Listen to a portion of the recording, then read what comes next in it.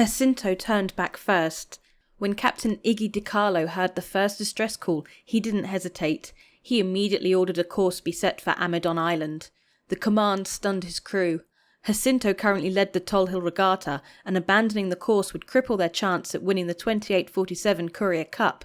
Yet, as a native of Tohil, Captain DiCarlo's allegiance to the system he loved outweighed his ambition to win the race to which he had dedicated his life. Jacinto abandoned the course, exited Tohil 3's atmosphere, and spooled its quantum drive. Moments later, the ship entered atmosphere on the other side of the planet and sped towards Amidon Island, the world's most populous and developed landing zone. Having flown this approach countless times, Captain DiCarlo quickly recognised that something was seriously wrong. Half of Amidon Island had sunk into the ocean. It was a surreal sight for Captain DiCarlo. Buildings that formerly formed a picturesque skyline were now partially underwater and vanishing fast. Massive smoke plumes rose from the water where fires had broken out, hampering visibility. People clung to the buildings still above the waterline and desperately waved flags, bedsheets, or whatever they could get their hands on to attract the attention of rescue ships.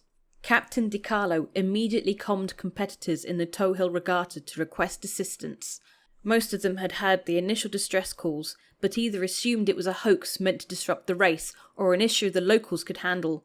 DiCarlo's comm made it clear that the situation was catastrophic and in desperate need of their help. Simply, there weren't enough ships to save everyone on Amidon Island. Most locals could not afford the exorbitant hangar costs on an island where space was at a premium.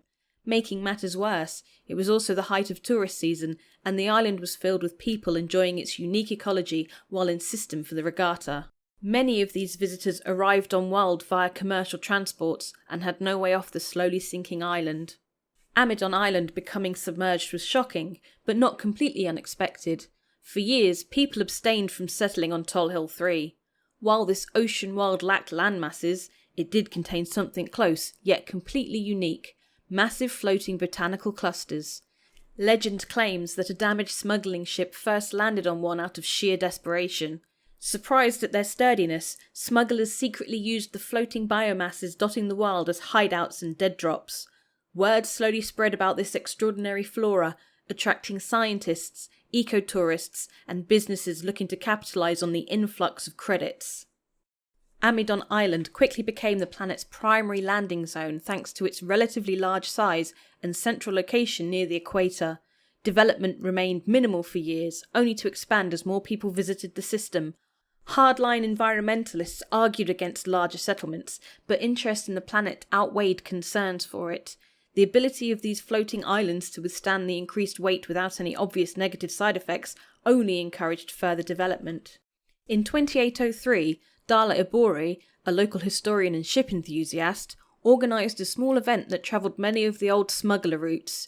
It proved extremely popular, attracting twice as many ships as expected. Ibori spun this success into an annual event called the Tohil Regatta, which included a multi-day race that involved ships ferrying marked crates between old hideouts and dead drops. The fastest ship to complete the course was awarded the Courier Cup. The Tohil Regatta quickly gained a reputation for attracting ship enthusiasts of all ilk. Between legs of the race, veteran haulers flying aged constellations drank and swapped stories with ultra-wealthy Origin owners. The usual class divides evaporated quickly, and all that mattered was one's passion for the race. Growing up on Amidon Island, Iggy DiCarlo looked forward to the Tohil Regatta every year. He worked at a luxury ship repair shop and diligently saved credits to buy his own vessel. He first entered the regatta in 2826 and became a race fixture by entering it every year after. Despite his knowledge of the planet and the location of its biomasses, he always seemed to lose to those with a newer ship or the latest and greatest components.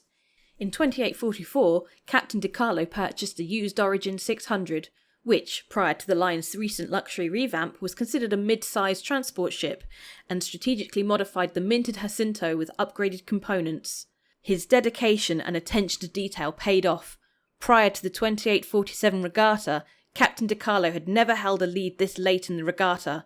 Thus, his crew, competitors, and spectators were equally shocked and surprised when he voluntarily relinquished the position to respond to the distress comms coming from Amidon Island. Once Captain DiCarlo reported the severity of the situation, Other Regatta competitors and observers promptly followed Jacinto's lead. Amidst the chaos, organisers suspended the regatta to aid the rescue effort.